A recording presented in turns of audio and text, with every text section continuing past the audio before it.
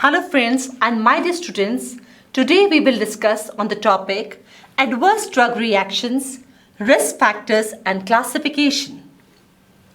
The content shall cover definition of terms associated with adverse drug reactions, which we call them ADRs, risk factors for ADRs, classification of ADRs and ADRs with examples. Now basically, what is an ADR? Let's understand this. An adverse drug reaction is any negative, undesirable, unintended consequence of drug administration. All drugs can produce unwanted effects. It is a broad term including all kinds of harmful effects. It can be trivial. Trivial means it can be mild, serious, which can actually cause death also, fatal, which can cause death and life-threatening many diseases. WHO definition of ADR. It's a response to a drug which is noxious and unintended and which occurs at doses normally used in man for prophylaxis, diagnosis of therapy of disease or modification of physiological functions. Now, ADR can be basically differentiated from adverse event, where we say adverse event is any untoward medical occurrence that may occur during the treatment with a pharmaceutical product. But please note this, it should not necessarily have a causal relationship with the treatment. Now, what are the risk factors for the ADRs? Many factors can increase likelihood of an ADR. Number one is age. Infants and very young children are at very high risk of ADRs, as you can see in the figure. The capacity to metabolize drugs is immature. For example, gray baby syndrome, it's developed with antibiotic chloramphenicol. As you can see in the figure, the small child is having a pale blue skin because of the administration of the antibiotic chloramphenicol. Now, next risk factor is older people. Older people are at high risk of having an ADR. Why? Because the liver is less likely to metabolize the drug. The kidney is less likely to excrete. They are more sensitive to the effects of many drugs. The next risk factor is genetics. Now, there are genetic responses to the drug responses. Now, what are the genetic differences? There can be variability in the genes encoding for drug metabolizing enzymes. There can be variability in genes encoding for drug transporters. There can be variability in genes encoding for drug targets. Let's see an example. The example is, suppose those people who are having the deficiency of this enzyme, glucose 6-phosphate dehydrogenase, which we call as G6PD. In them, if you give primaquine, it can lead to hemolysis. Now, what is hemolysis? That is a breakdown of RBCs. INH. Now, basically, what is INH? INH is an anti-TB drug. Now, in people where INH is getting slowly acetylated, the ADR is neuropathy. The next risk factor is gender. Now, females are more susceptible to ADR and have more chances to develop toxicity. The other risk factors is polypharmacy, polytherapy, and multiple diseases. Now, multiple drug use for multiple diseases increase the risk of developing ADRs with some drugs. Let's see example. Now, patients with peptic ulcer. If these patients are taking NSAIDs, non-steroidal anti-inflammatory drugs, they have increased risk of bleeding. Second example, patients with asthma. If they are taking drugs like beta blockers, they develop bronchospasm. Next risk factor is type of drugs. Some drugs are more likely to develop ADRs, like digoxin, which is a cardiac glycoside, anticoagulants, insulin, gentamicin, they are susceptible. Drugs with narrow safety margin. If we take drugs with narrow safety margin, they are more likely to cause ADRs. The slight increase in concentration can lead to toxicity. Other risk factors, duration of therapy. Now, the more we take the drug, the greater the degree of drug exposure, greater the likelihood of an ADR. Next risk factor is drug interactions. Use of multiple drugs have increased risk for drug interactions which will lead to ADRs. Then next risk factor is allergic susceptibility. For example, if a person takes penicillin and he is susceptible, right? So that penicillin can cause allergic reaction. Now let's see the classification of ATRs. Now the ATRs can be classified on the basis of number 1, event, number 2, severity, number 3, type of reaction, number 4, DOTS system, and there are others also. So let's start with onset of event. ATRs can be classified on basis of onset of event. Number 1, acute. An ADR is called as an acute ADR if it occurs within 1 hour. That is within 60 minutes. An ADR is subacute if it occurs between 1 to 24 hours. An ADR is latent if it occurs more than 2 days. Severity of an ADR. If an ADR is minor, it do not require treatment. If the ADR is moderate, it requires changes in the therapy. If the ADR is severe, it requires intensive treatment, otherwise can cause severe damage. And if the ADR is lethal, it can cause death. Now coming to the type of reaction. Now ADRs are classified into A to E types of classes. As we say type A. A stands for augmented ADRs. Type B. B stands for Bezier reaction. Type C. C stands for chronic effects. Type D stands for delayed effects. Type E means end of treatment effects. Apart from this, we have type F, which is failure of therapy. But normally we do not consider as an ADR. Let's start one by one. Type A reaction. Now what are the features of a type A reaction? Let's see. Now type A reaction is actually dose related. It is common, it has high incidence. It's related to its pharmacological action. It is predictable. The severity is variable. It can be mild, so there is low mortality, low death rate.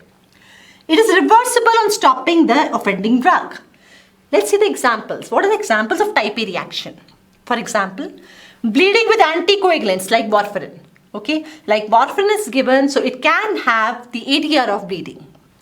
Hypoglycemia with sulfonylureas. The sulfonylureas are given in diabetic patients. So if sulfonylureas are actually given higher doses, it will cause hypoglycemia. Headache with nitroglycerine. Then bradycardia with beta blockers. And bronchospasm with beta blockers are the actually examples of type A reaction. So how do you manage it? You simply reduce the dose or withhold the drug. Let's see a type B reaction. Now type B reaction, it's Bezier reaction ADR, it's dose independent. In type A it was dose dependent and this is dose independent. Type A was common, but this is uncommon, low incidence is there. Type A was related to pharmacological action, but this is unrelated to pharmacological action. So it's unpredictable. Variability is severity, but more severe than type A. Severity is variable, however, it is very, very severe as compared to type A reaction. It's sometimes a reversible reaction. Let's see the examples. Anaphylaxis with penicillin, hepatitis with halothane, agranulocytosis with clozapine. Now what is agranulocytosis? It means decrease in the number of granulocyte count, decrease in the number of WBCs. Aplastic anemia with chloramphenicol. So all these are the examples of type B reaction. How do you manage it? Simply you have to withdraw the drug. You have to stop the drug and should avoid the drug in future. Type C reaction. C stands for chronic. Now what are the features? It's related to cumulative dose due to long-term use. As the word it says, cumulative. It becomes chronic.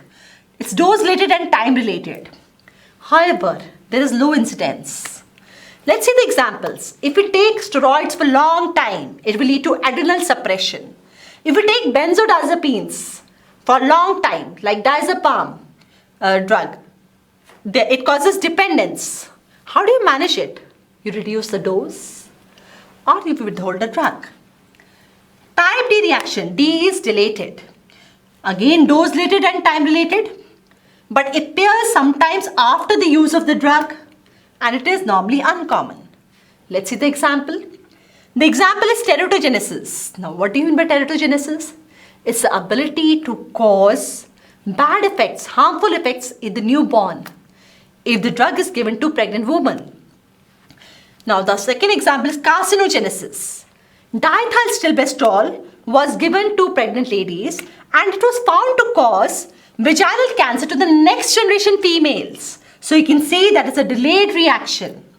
The third one is tardive dyskinesia from antipsychotics. How do you manage this drug? Management is really you cannot control. It's difficult. So type B reaction is intractable, hard to control reactions. Now as you can see, what is tardive dyskinesia? It's a neurological condition. And this neurological condition where there is involuntary repetitive muscle movements.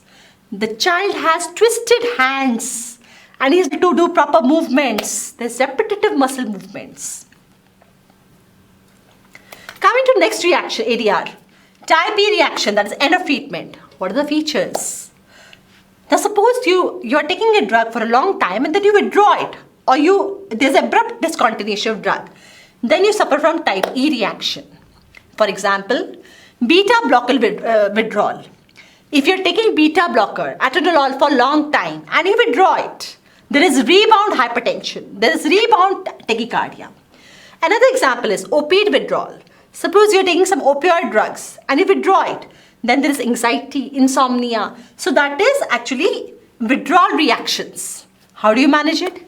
You have to reintroduce the drug and you have to withdraw gradually. Type F reaction, failure of therapy. It's mainly due to drug interactions. It's very common. It's dose-related. And basically one very important example is use of oral contraceptives plus rifampicin leads to the failure of oral contraceptive therapy. Now basically this combination actually leads to the failure of oral contraceptive therapy. So how do you manage it? You have to increase the dose and you have to remove the interacting drug slowly. The other example, resistance to antimicrobials. So how do you manage this particular thing? You have to give more antimicrobials if you do not want failure in the therapy. Now students, the next one is DOTS system. As I told you, this is not dots. It's not, basically we do not call it dots, we call it DOTS.